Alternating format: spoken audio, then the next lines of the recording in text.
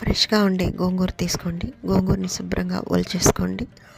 గోంగూర ఒలుచుకున్న తర్వాత 1కి 4 సార్లు శుభ్రంగా నీళ్లు పోసి ఇసక మట్టి పోయేదాకా బాగా కడిగేసేయండి.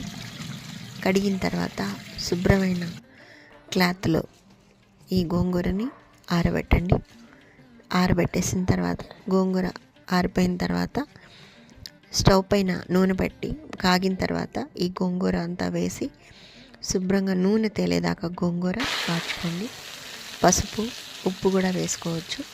వేసేసిన తర్వాత బాగా నీరంతా ఎగిరిపోయేదాకా నూనె తేలేదాకా గోంగూరని వాడ్చుకోవాలి.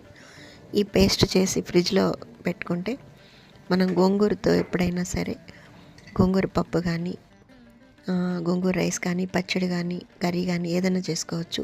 ఎంప్లాయీస్కి చాలా ఉపయోగపడుతుంది.